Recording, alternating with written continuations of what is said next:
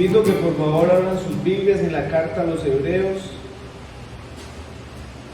capítulo 11, versículo 36. Hebreos 11, 36 en adelante. La Biblia menciona muchos lugares y ninguno de los lugares mencionados en la Biblia son de pequeña importancia.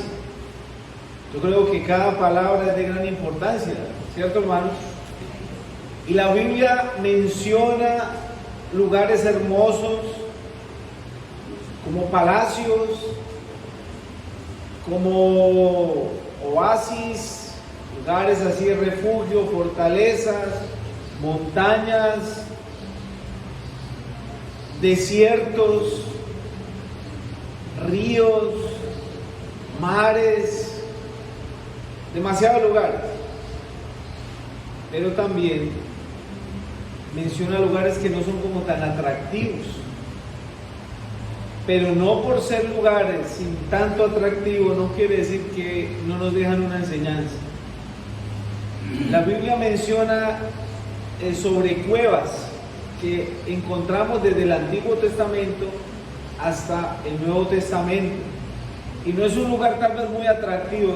De hecho, ¿qué es una cueva? Es un lugar, prácticamente es un hueco que está metido dentro de una montaña. Eso es una cueva. Y allí en este lugar normalmente lo usan los animales para colocar su madriguera, para escapar de la tempestad. O sea, puede ser hasta un lugar peligroso, húmedo, frío, poca luz allá adentro. Yo creo que a ninguno nos gustaría vivir en una cueva, ¿cierto? Pero la Biblia menciona varios tipos de cuevas, y es de lo que vamos a hablar esta mañana. Y en cada de estos lugares donde se habla, y hay muchos más que obviamente por cuestiones de tiempo no voy a mencionar, nos dejan una enseñanza. Hebreos 11, 36 en adelante, dice la palabra del Señor: otros experimentaron vituperios y azotes, y a más de esto prisiones y cárceles.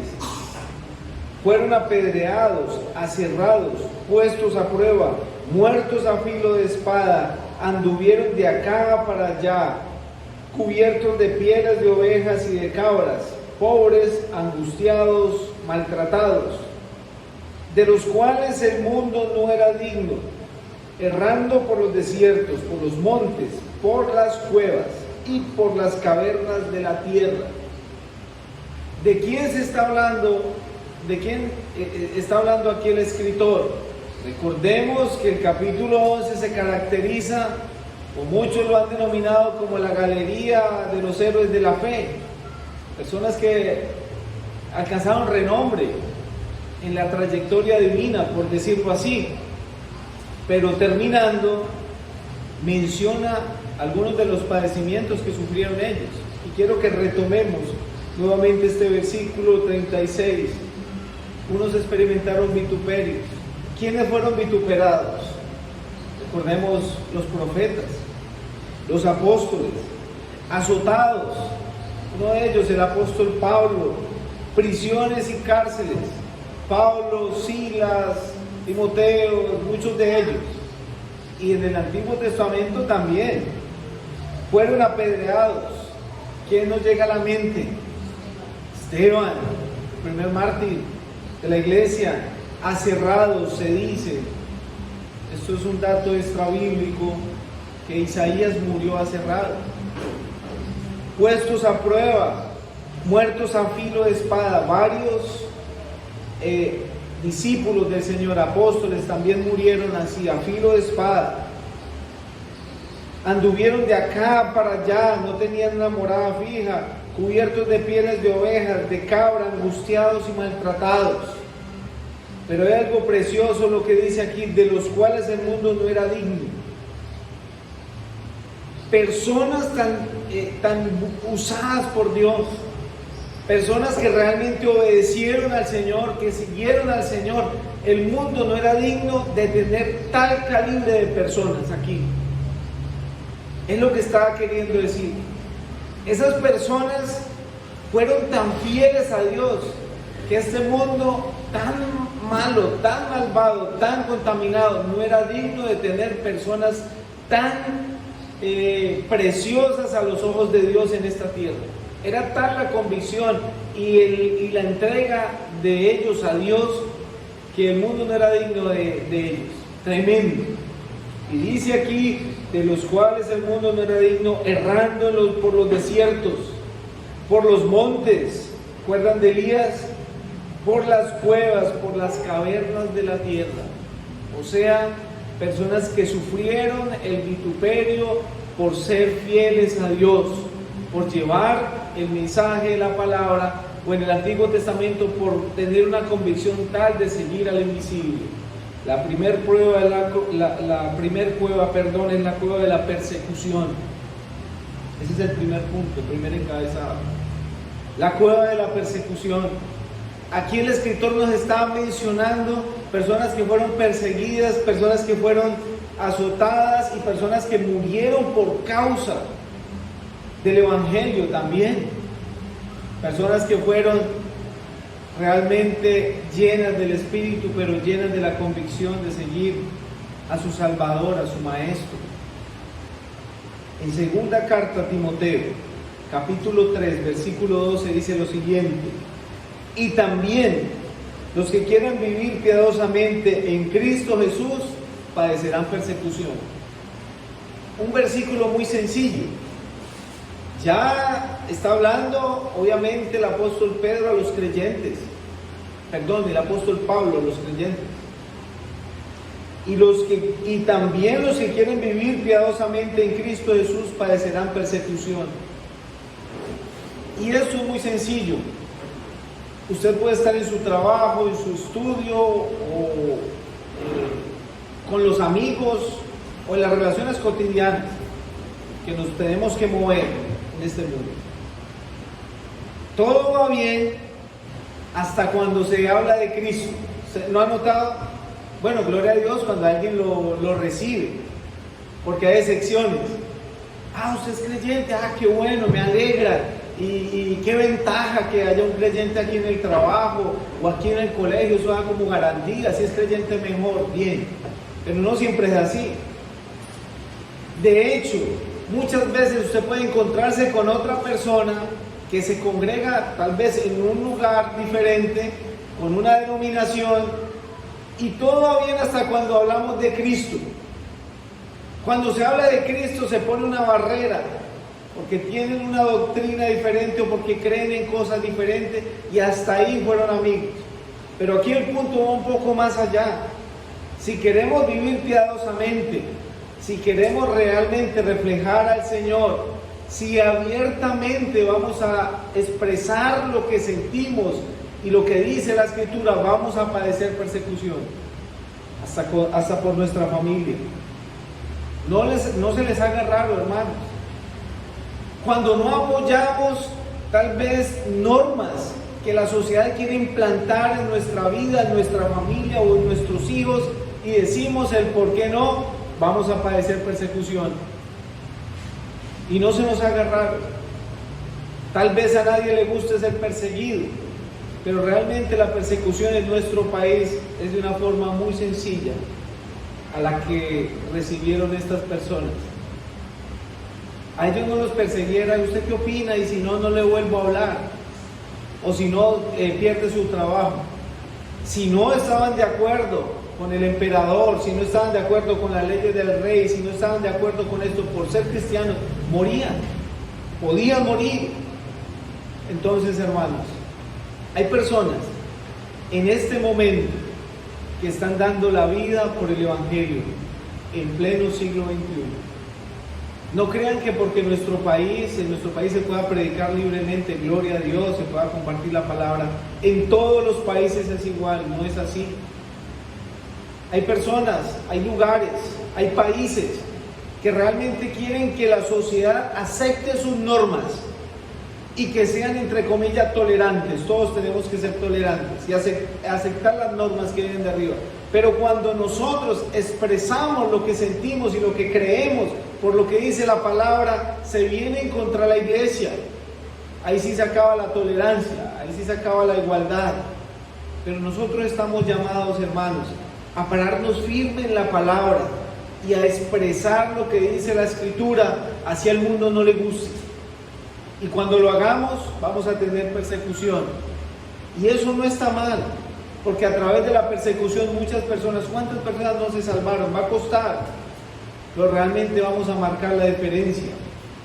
Hoy en día es cierto, la iglesia no quiere sufrir el evangelio, no queremos simplemente pasar desapercibidos, esto no es problema mío y me hago el que no es conmigo.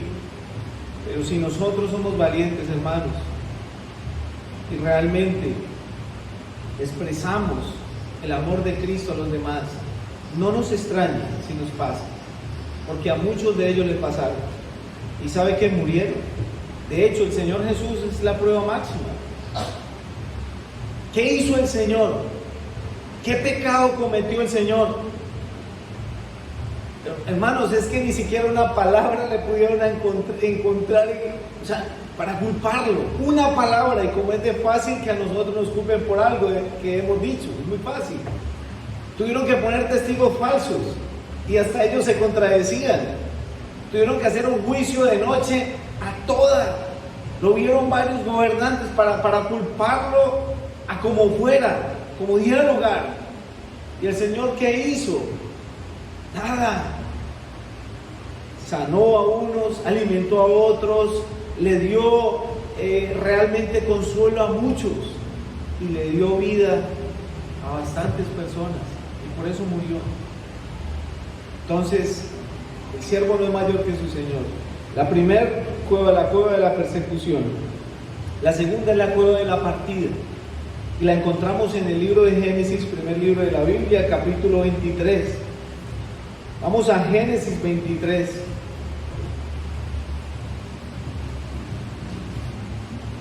Y nos habla de un personaje conocido, Abraham, titulado como el padre de la fe. Génesis 23, versículo 19. Dice la palabra de Dios: después de esto sepultó Abraham a Sara su mujer en la cueva de la heredad de Macpela, al oriente de Mamre, que es Hebrón, en tierra de Canaán. Y quedó la heredad y la cueva que en ella había de Abraham como una posesión para sepultura recibida de los hijos de Ed. La cueva de la partida. Imaginémonos la escena, hermanos. Yo sé que para de pronto entrar en contexto tenemos que leer todo el capítulo, pero la mayoría conocemos la historia de Abraham y Sara, al menos en gran parte. Pero hubo un momento trascendente en la vida de Abraham. Tuvo que sepultar a su esposa. Llegó un momento trágico en la vida de él. Y ustedes se imaginan el sepelio de Abraham sepultando a Sara. Abraham recordando todo lo que había vivido con su esposa. Cuando estuvieron allá al otro lado, Dios lo llama: Abraham, sal de tu tierra, de tu parentela, de ti haré una nación grande. Y él sale con su esposa. ¿Y qué hizo su esposa? Vamos, Abraham. ¿Quién le dijo a usted que saliera? Dios. Pues si le dijo Dios, vamos. Cruzan el río. Y él se fue solo con la promesa. Hermanos, él no se fue con un mapa ni siquiera. Solo mirando al invisible. Años después se le aparecen unos ángeles, le confirman la promesa. De hecho, ella se ríe. Por eso Isaac significa risa, aquel que me hace reír.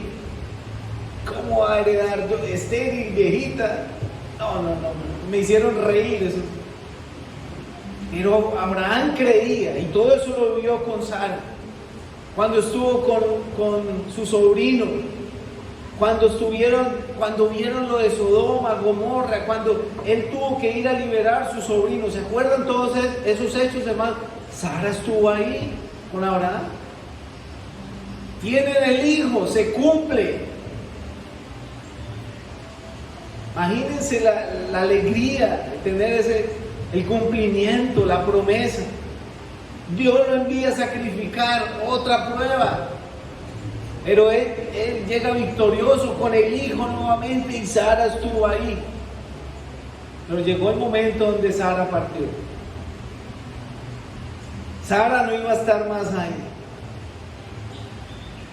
Y él compra una heredad de los hijos de él para que cuando él falleciera también lo sepultaran al lado de su esposa. Y está allí con toda su gente enterrando a su esposa. Pero hay algo curioso, hay algo más que curioso, hermoso. Resulta que Macpela significa lugar de dos bocas. O sea, significa como túnel, algo que tiene una entrada, pero que también tiene una salida. Y esto nos lleva a pensar que ahí Abraham también creía en la resurrección. Aunque él por un lado estaba sepultando a su esposa, él sabía que del otro lado iba a volver a ver a su esposa, porque él sabía en quién había creído. Él sabía que el que lo sacó y todo lo que vivió no lo iba a dejar avergonzado y que un día iba a ver a su amada. Y dice allí también que lo sepultó al oriente de Mamre, y el oriente es donde sale el sol. El sol para Israel, el Señor Jesús para Israel es el sol de justicia. Para el mundo, el Señor Jesús es la luz del mundo, pero para el creyente Él es la estrella resplandeciente de la mañana.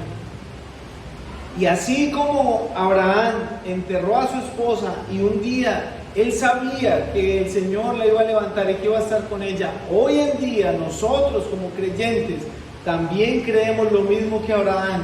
Y el apóstol Pablo en la primera carta a Tesalonicenses capítulo 4 versículo 13 habla de eso.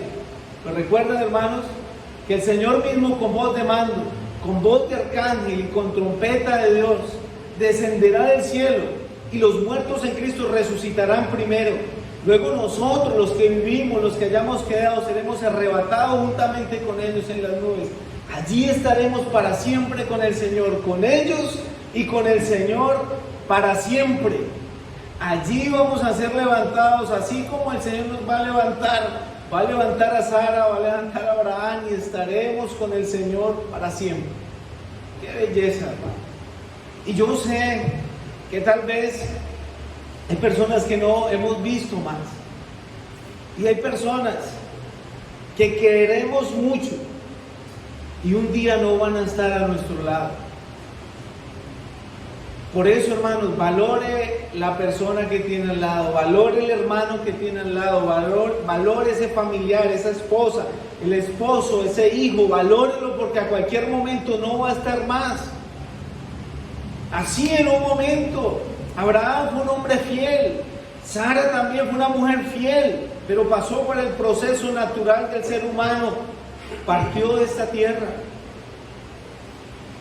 Pero lo más hermoso es que para los creyentes tenemos paz, confianza y esperanza de que si esa persona se va con Cristo, un día le veremos. Así que es lo que debemos hacer, hermanos. La prueba de la partida, antes de que ese familiar que usted quiere, antes que ese amigo que usted quiere parta de esta tierra, háblele del Señor, predíquele del Señor, porque un día va a partir de esta tierra. Pero si parte con Cristo, gloria a Dios, allá le vamos a ver. ¿Usted cree que a Abraham le dolió? Le dolió. Pero por otro lado, Abraham se gozó, porque él sabía que un día iba a ver nuevamente a ese ser que tanto amaba. La cueva de la partida. Y también seguimos con la cueva de la prueba. Ese lo encontramos en el primer libro de Samuel. Primer libro de Samuel, capítulo 24.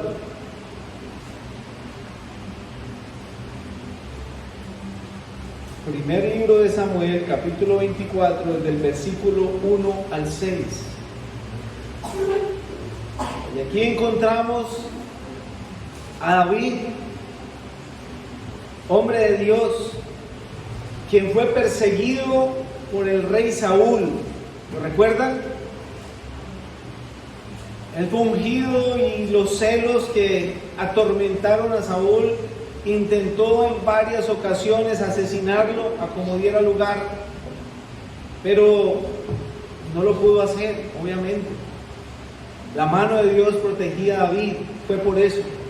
No solo porque David tenía muchas habilidades, pero hubo un momento en la vida de David que salió el rey Saúl a perseguirlo y a matarlo con sus hombres. Y miren lo que aconteció. Primera de Samuel 24:1. Cuando Saúl volvió de perseguir a los filisteos, le dieron aviso diciendo: he aquí, David está en el desierto de Engadi. Y tomando Saúl 3,000 hombres escogidos de todo Israel, fue en busca de David y de sus hombres por las cumbres de los peñascos de las cabras monteses. Y cuando llegó a un redil de ovejas en el camino donde había una cueva, entró Saúl en ella para cubrir sus pies, y David y sus hombres estaban sentados en los rincones de la cueva. Imagínense las enormes ganas que tenía Saúl de asesinar a David. Venía a perseguir a los filisteos y aunque le dijeron, no descansó. Vamos por David. Escogió a 3,000 hombres, escogidos, guerreros, para ir por un hombre y obviamente por los otros que estaban con David. Pero sucedió algo. Entra allí precisamente a la cueva donde estaba David escondido en el fondo con sus hombres. Y yo recreo esta idea y veo lo sigiloso que era David, el tremendo guerrero que era, pero también cómo el favor de Dios siempre estaba con él. Y de una forma muy sutil y muy decente dice aquí que Saúl entró a cubrirse los pies. Lo más lógico, lo más obvio es que entró al baño, por decirlo así. Y él está allí desprevenido. Y miren lo que pasa. Versículo 4. Entonces los hombres de David le dijeron: he aquí el día en que el día que te dijo Jehová: he aquí te entrego en tu mano, he aquí entrego a tu enemigo en tu mano, y harás con él como te pareciere. Y se levantó David y calladamente cortó la orilla del manto de Saúl. Después de eso se turbó el corazón de David porque había cortado la orilla del manto de Saúl, y dijo a sus hombres: Jehová me guarde de hacer tal cosa contra mi señor, el ungido de Jehová, que yo extienda mi mano contra él, porque él es ungido de Jehová. Los compañeros de David, ¿qué le dicen? David, mejor dicho, eso ahí se lo puso Dios para que usted lo asesine. El que tenía la ventaja era David, él escondido, el otro viene y está de espalda, desprevenido, y David lo pudo pensar, ¿cierto? Claro, me quito este problema de encima. Pero él solo, imagínense el sigilo de David, que le llegó hasta hacer que le cortó una orilla. ¿Cómo sería el cuchillo que tenía David también? Pero él se turbó, pensó. Tal vez hubo un lapso de tiempo donde él pudo pensar: ¿será que sí? ¿Será que no? Pero no. Él recordó algo. El rey Saúl fue ungido por Dios, fue mandado a ser ungido por Dios, porque el pueblo pidió rey.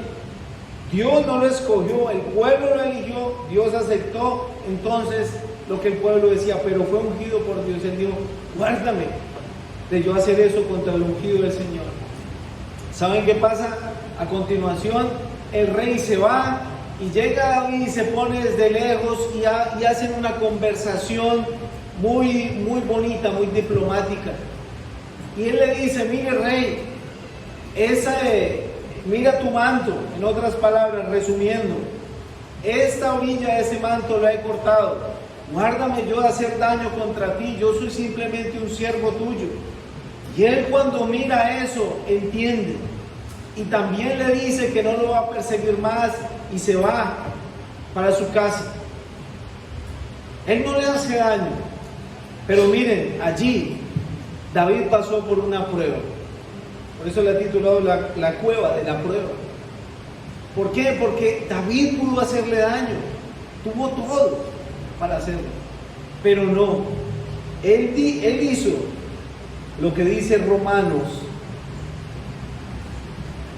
Se me olvidó la cita, pero dice así Romanos: no os vengáis vosotros mismos, amados míos, sino dejad lugar a la ira de Dios, porque escrito está: mira la venganza, yo pagaré, dice el Señor.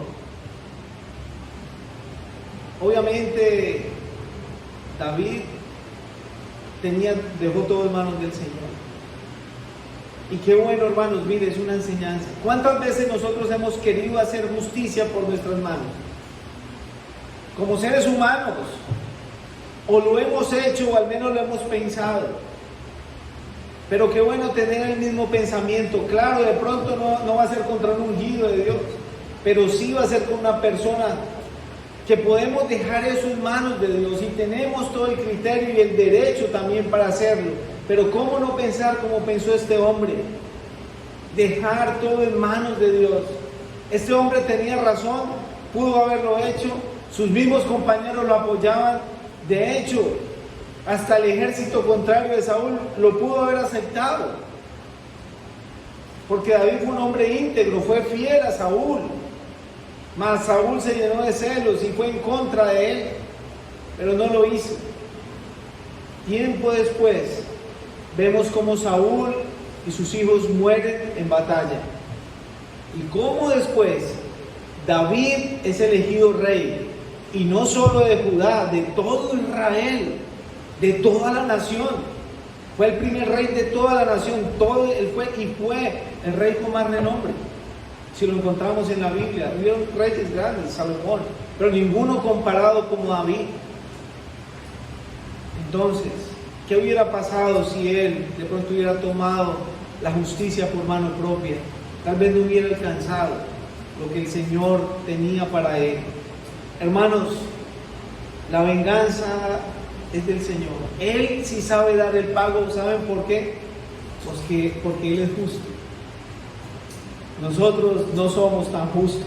Queremos serlo, o en parte lo somos, sí, en ciertas áreas, y tratamos. De hecho, el creyente debe velar por ser justo, acercarse lo máximo a la justicia. Pero muchas veces nosotros nos dejamos llevar por nuestros sentimientos o por la apariencia, por lo que vemos, y es ahí donde nuestra justicia falla. Dios no mira lo externo, Él mira el corazón. Por eso Dios hace completa y correcta justicia. La cueva de la prueba. Hermanos, si hay alguna prueba en su vida, de esta índole o de otra, déjele todo en manos al Señor. Sometámonos a Él. De hecho, cuando se hizo justicia a Saúl, no fue inmediatamente, no fue al otro día, fue tiempo después, pero fue el tiempo perfecto y correcto en el cual Dios hizo justicia a Saúl y levantó a David. Amén.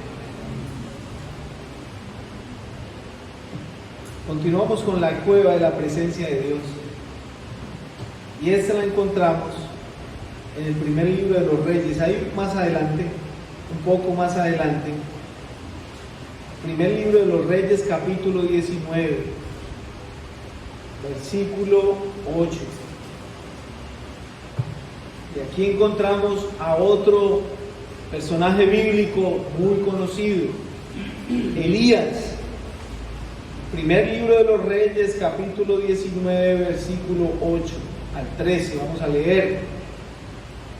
Dice así: se levantó pues y comió y bebió, y fortalecido con aquella comida caminó 40 días y 40 noches hasta Horeb, el monte de Dios. Y allí se metió en una cueva donde pasó la noche, y vino a él la palabra de Jehová vino a él palabra de Jehová, el cual le dijo: ¿qué haces aquí, Elías? Él respondiendo: he sentido un vivo celo por Jehová, Dios de los ejércitos, porque los hijos de Israel han dejado tu pacto, han derribado tus altares, han matado a espada a tus profetas, y solo yo he quedado, y me buscan para quitarme la vida. Y él le dijo: sal fuera y ponte en el monte delante de Jehová. Y aquí Jehová que pasaba, y un grande y poderoso viento que rompía los montes y quebraba las peñas delante de Jehová. Pero Jehová no estaba en el viento. Y tras el viento un terremoto, pero Jehová no estaba en el terremoto. Y tras el terremoto un fuego, pero Jehová no estaba en el fuego. Y tras el fuego un silbo apacible y delicado. Y cuando lo oyó Elías, cubrió su rostro con su manto, y salió y se puso a la puerta de la cueva. Y he aquí vino a él una voz diciendo: ¿qué haces aquí, Elías? La cueva de la presencia de Dios. Elías fue un hombre a grandes rasgos, su hoja de vida, un hombre que oró para que hubiera sequía, más de 3 años, y hubo sequía más de 3 años.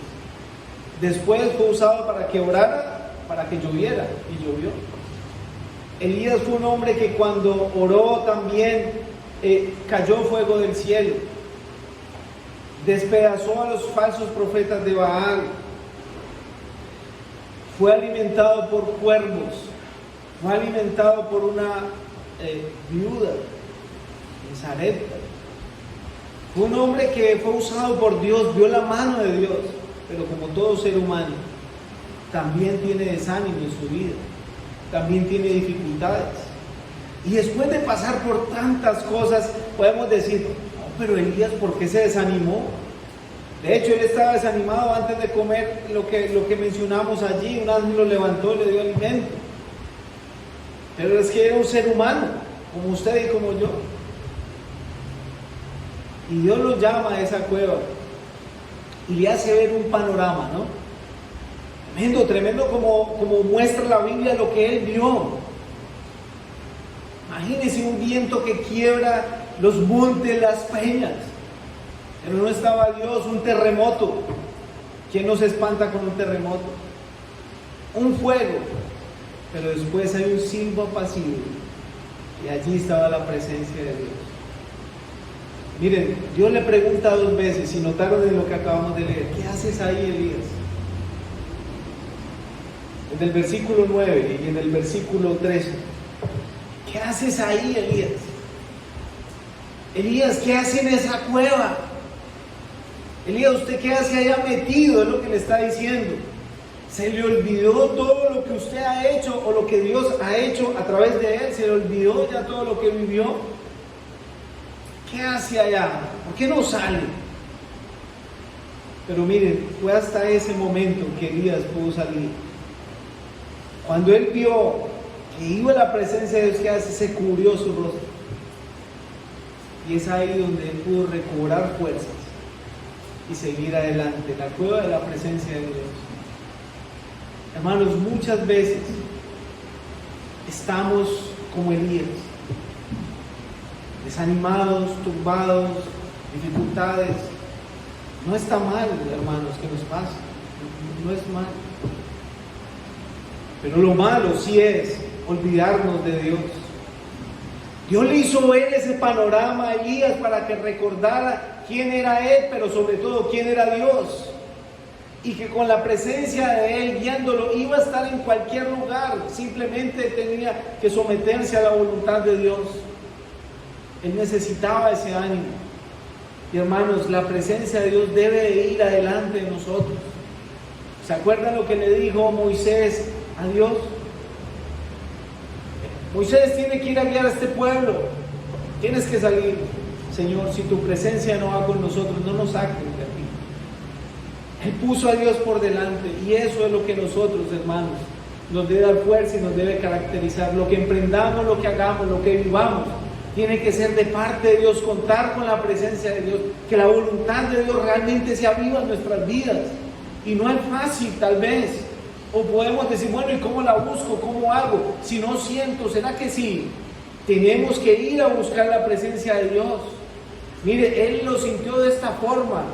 Tal vez a nosotros nos va a pasar lo mismo, pero sí sintió que Él tenía que buscar, era Dios, buscar la dirección de Dios. Si lo hizo un profeta usado por Dios, ¿cuánto más nosotros, hermanos? La presencia de Dios. Yo puedo, siempre que leo la Biblia, hermanos, de verdad, trato de sumergirme allá, ir un poquito más al fondo, pensar como pensaban estas personas, mirar los panoramas en la parte geográfica, mirar y detallar cosas, por mínima que parezca, porque es importante para nosotros entender qué es lo que Dios tiene para nosotros. Y cuando lo entendemos podemos decir, ya sabemos qué es lo que Dios quiere para este hombre, ya sabemos qué es lo que Dios quiere para mi vida. Enoc caminó con Dios. ¿Se acuerdan, hermanos?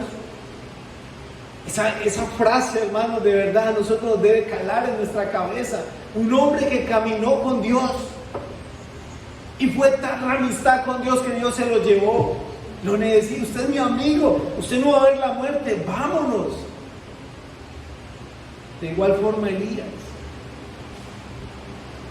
no vio la muerte, porque la presencia de Dios iba delante de él.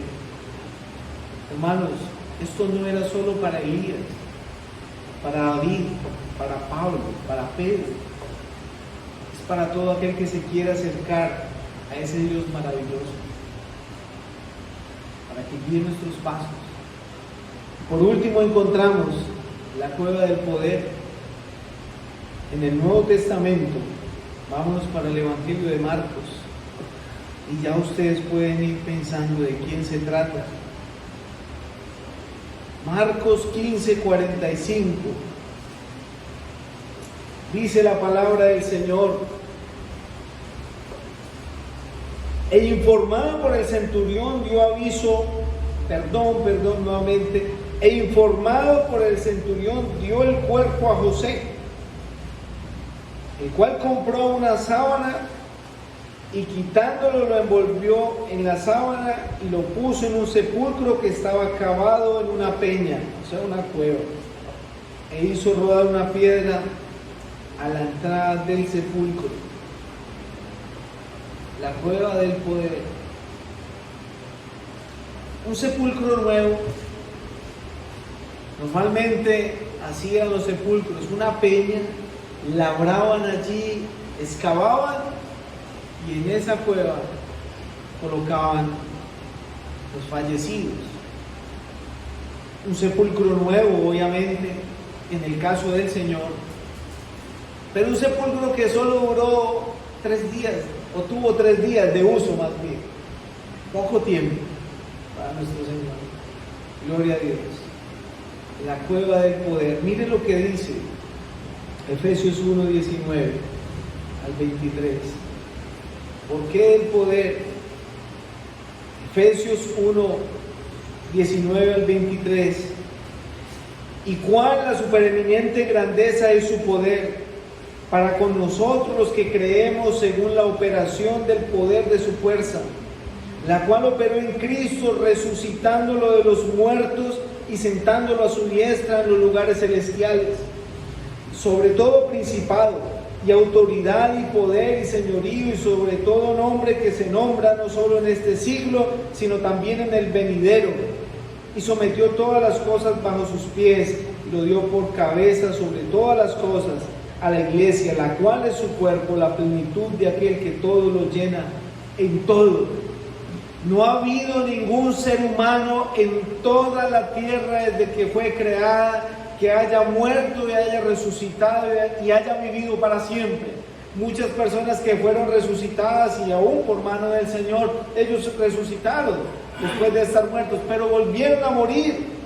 Pero nuestro Señor Jesucristo murió y resucitó y no volvió a morir y está vivo eternamente para siempre por el poder de su fuerza.